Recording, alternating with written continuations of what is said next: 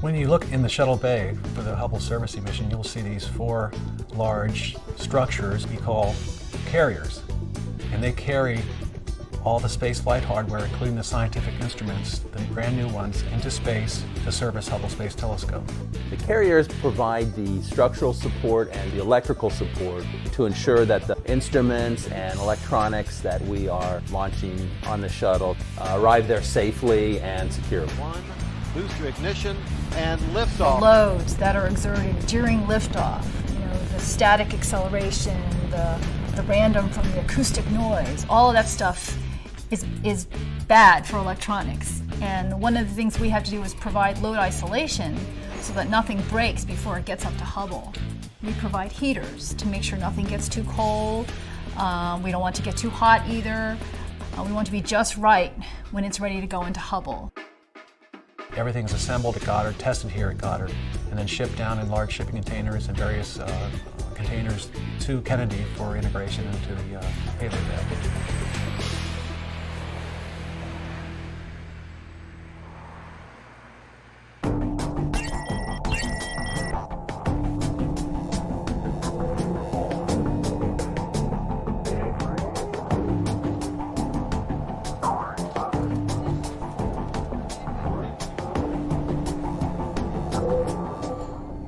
For servicing mission 4, we'll be flying with 4 carriers. The one closest to the tail is the Mule. It's carrying contingency hardware. The next one going forward is the Flight Support System, which is our primary berthing platform for the Hubble. And it's also carrying a new soft capture mechanism. It's basically a ring that'll attach to the bottom of the telescope for a future rendezvous and capture of the Space Telescope. In front of that, we have the Orbital Replacement Unit carrier, which has 2 instruments in it. The ORUC is really the workhorse carrier. It is carrying both the Cosmic Origin spectrograph and the Fine Guidance Sensor. It is also carrying the ACS repair hardware, the STIS repair hardware. The new one is up front, and it's called the SLIC, the Super Lightweight Interchangeable Carrier. The only way we could carry up everything we wanted to take up on the very last servicing mission to Hubble was to design a new carrier system that was lightweight. SLIC is the unsung hero of the SM4 carrier systems. It is what is enabling us to take the brand new Wide Field Camera 3 to orbit. If we didn't have SLIC, Wide Field Camera 3 would not be flying to Hubble. SLIC is actually a new technology for our space support equipment.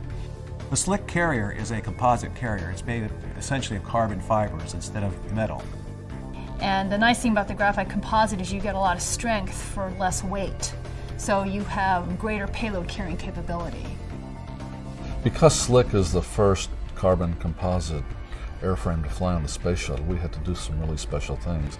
The SLIC structure had to go through a significant testing program to prove out that it'll survive the launch and landing stresses that it's going to see.